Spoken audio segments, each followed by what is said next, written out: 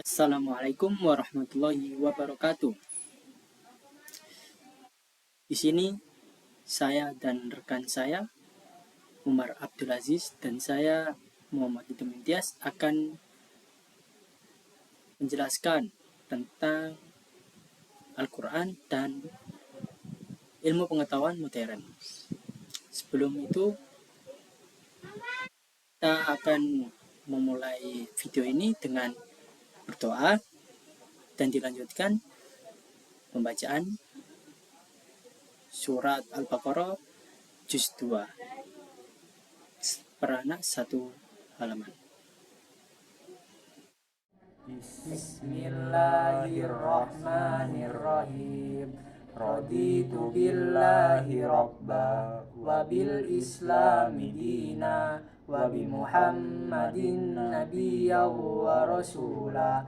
Rabbi shrah li sadri wa yassir li amri wahlul 'uqdatam min lisani yafqahu qawli.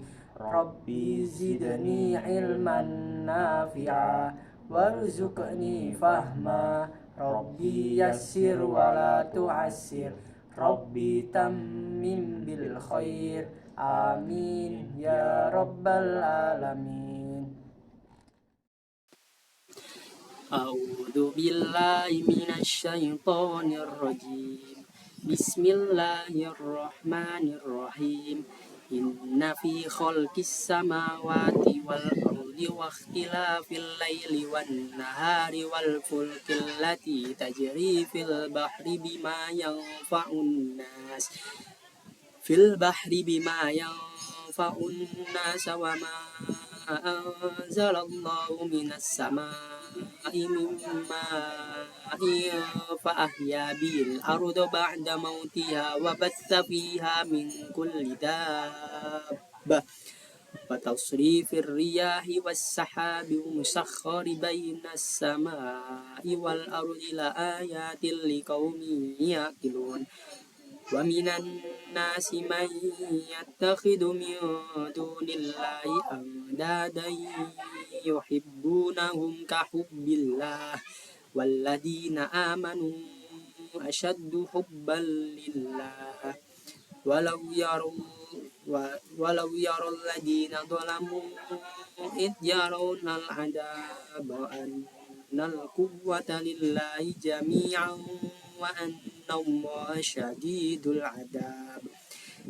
Ittabarra'a alladhina tubi'u minal ladhina taba'u wa ra'awul 'adaba wa qatatta'at bihimul asbab. Wa qala alladhina taba'u law anna lana karratan fanatabarra'a minhum kama tabarra'u minna kadzalika yurihimullahu a'malahum hasaratin 'alaihim wa ma hum bikharijina minan nar. Ya ayyuhan nasu kulu mimma fil ardi halalan thayyiban wa la tattabi'u khutuwati syaitan innahu lakum aduwwun mubin. Innama ya'murukum bis-su'i wal fahsya'i wa an taqulu 'ala Allahi ma la ta'lamun. وإذا قيل لهم اتبعوا ما أنزل الله قالوا بل نتبع ما ألفينا عليه آباءنا أولو كان آباؤهم لا يعقلون شيئا ولا يهتدون. ومثل الذين كفروا كمثل الذي ينعق بما لا يسمع إلا دعاء ونداء صم بكم عمي فهم لا يعقلون. يا أيها الذين آمنوا كلوا من طيبات ما رزقناكم خلقناكم واشكروا لله إن كنتم إياه تعبدون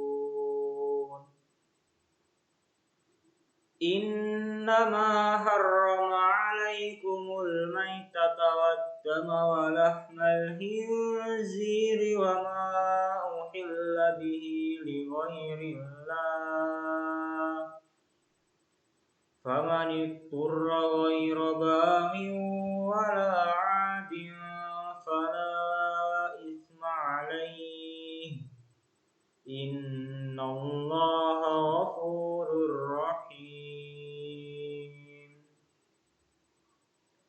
إن الذين يكتمون ما أنزل الله من الكتاب ويشترون به ثمنا قليلا أولئك ما يأكلون في بطونهم إلا النار ولا يكلمهم الله يوم القيامة ولا يزكيهم ولهم عذاب أليم أولئك الذين اشتروا الضلالة بالهدى والعذاب بالمغفرة فما أصبرهم على النار ذلك بأن الله نزل الكتاب بالحق وإن الذين اختلفوا في الكتاب لفي شقاق بعيد. Pada kesempatan kali ini saya akan menerangkan apa itu Al-Quran dan ilmu pengetahuan. Al-Quran merupakan mukjizat terbesar yang dianugerahkan Allah kepada Nabi Muhammad SAW sebagai bukti atas kebenaran pengakuan kenabian dan kerasulannya.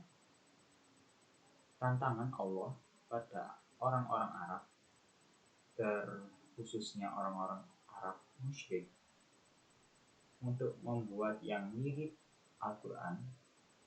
Mereka tidak ada yang mampu, walaupun mereka punya keahlian dalam menyusun kalimat yang indah dalam bahasa Arab. Allah menantang orang-orang kaum musyrik itu ada 3 tahap. Yang pertama, pada surat Al-Isra ayat 88,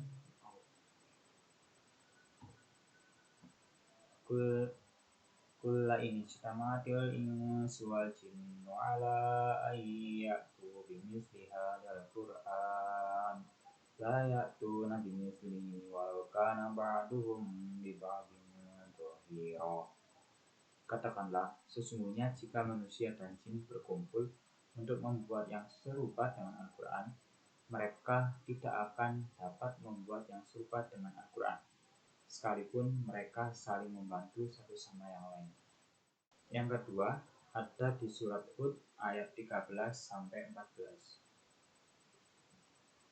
Am yaquluna iftara qul fa'tu bi asyri suwarin mithlihi muftarayatin wad'u man istata'tum min dunillahi in kuntum shadiqin.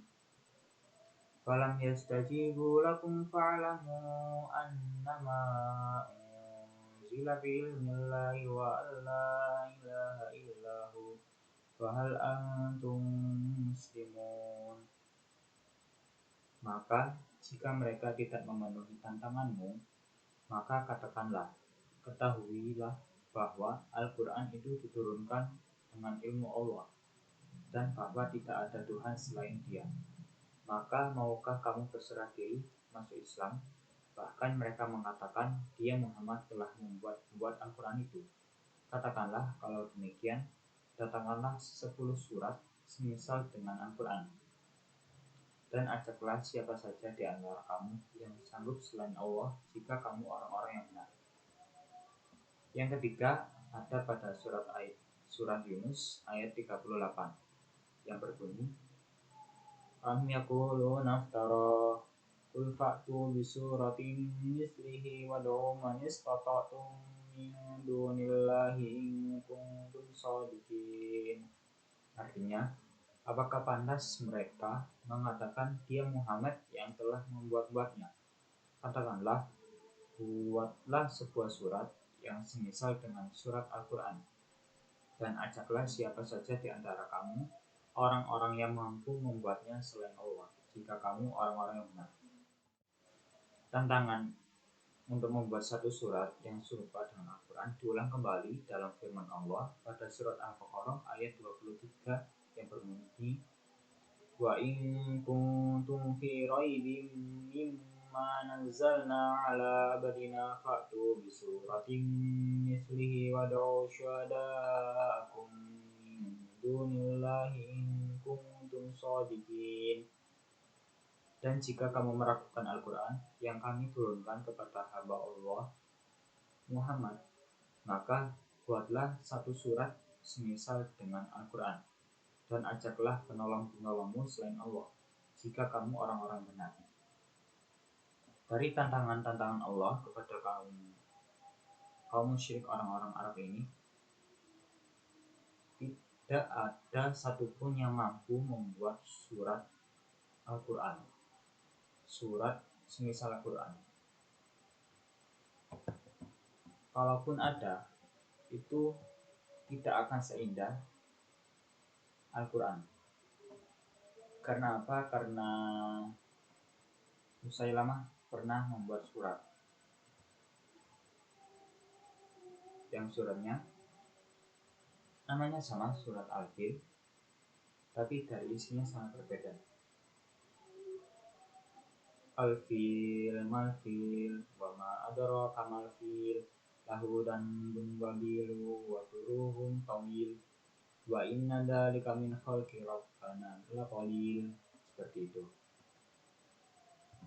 Pernah juga membuat surat Asy-Syams yang berbunyi wasyamsi waduhaha fi du'iha wa majalaha wal laili da'adaha yatlubuha liyaghshaha atrakaha hatta ataha warfa'aha nuraha fahamaha. Nah, selanjutnya ada kemukjizatan Al-Quran. Kemukjizatan Al-Quran ini ada dari gaya bahasanya. Nah, pada gaya bahasanya ini, gaya bahasa Al-Quran memiliki ciri khas yang sangat berbeda dengan bahasa masyarakat Arab dari segi pemilihan huruf dan kalimat. Yang keduanya punya makna yang dalam. Nah, yang kedua ada susunan kalimatnya. Meskipun Al-Quran dan hadis berasal dari lisan Nabi, tetapi uslub atau yang lebih dikenal susunan bahasanya sangat jauh berbeda. Al-Quran jauh lebih tinggi dari kualitas dibanding dengan yang lain. Nah, yang ketiga ada Kumilahi. Al-Quran menjelaskan pokok-pokok akidah, norma-norma keutamaan, sopan santun, undang-undang ekonomi, politik, sosial, dan kemasyarakatan, serta hukum-hukum ibadah. Nah, yang keempat ada ketelitian redaksinya. Ketelitian redaksi ini bergantung pada keseimbangan antara jumlah bilangan kata dengan antonimnya, jumlah bilangan kata dengan sinonim atau makna yang dikandung, dan lain-lain. Terus yang kelima ada masalah gaib. Seperti dijelaskan pada surat Yunus ayat 92, diceritakan bahwa badan Fir'aun akan diselamatkan oleh Tuhan atau Allah agar menjadi pelajaran bagi generasi selanjutnya. Terus yang terakhir ada isyarat-isyarat ilmu pengetahuan. Banyak sekali isyarat ilmiah yang ditemukan pada Al-Quran. Misalnya cahaya matahari bersumber dari dirinya, dan cahaya bulan merupakan pantulannya. Terus ada kurangnya oksigen pada ketinggian dapat menyesakkan napas, dan lain-lain. Knowledge atau pengetahuan. Al-Quran sendiri pada surat Al-Alaq ayat 1-5 sebagai ayat yang pertama kali turun kepada Nabi Muhammad melalui Jibril dari Allah, itu menunjukkan bahwa tidak ada pertentangan antara agama dan ilmu pengetahuan, karena pada ayat tersebut menunjukkan bahwa betapa perhatiannya Al-Quran terhadap ilmu pengetahuan, sekaligus perintah untuk menuntut ilmu pengetahuan dan menekankan pentingnya arti belajar. Karena di ayat tersebut berbunyi, Iqra, bacalah, Iqra bismi rabbikal ladzi khalaq,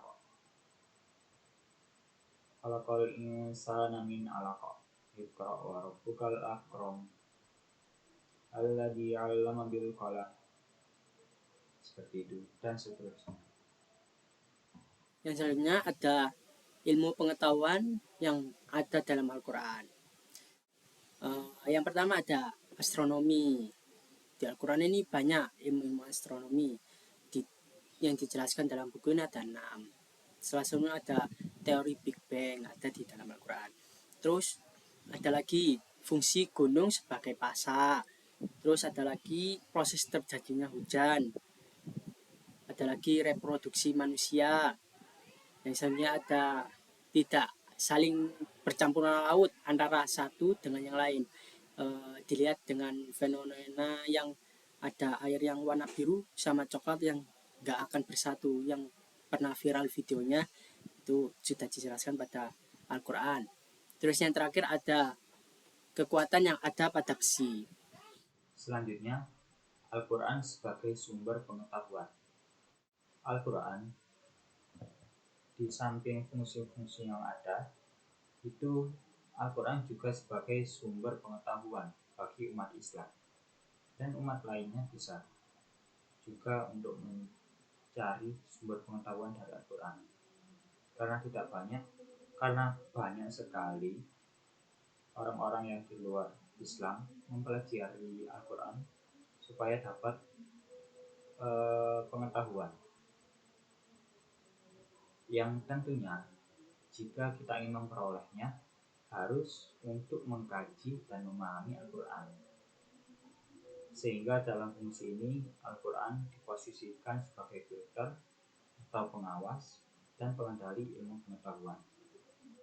Nah, karena itu meskipun terdapat ayat-ayat Al-Quran yang membicarakan ilmu pengetahuan yang sesuai dengan teori-teori pengetahuan modern, namun Al-Quran bukanlah kitab ilmu pengetahuan, tetapi Al-Quran tetap menjadi kitab pedoman bagi seorang muslim yang semua kandungannya harus diimani dan diamalkan. Sekian penjelasan dari kami. Jika ada kurang atau salah, mohon maaf. Untuk itu kita tutup dengan doa. Bismillahirrahmanirrahim. Rabbi fanfa'na bi barakatihim wa dinal husna bi hurmatihim wa amitna fi tariqatihim wa mu'afatin minal fitani. Subhanakallahumma wa bihamdika asyhadu an la ilaha illa anta astaghfiruka wa atubu ilaik. Wassalamualaikum warahmatullahi wabarakatuh.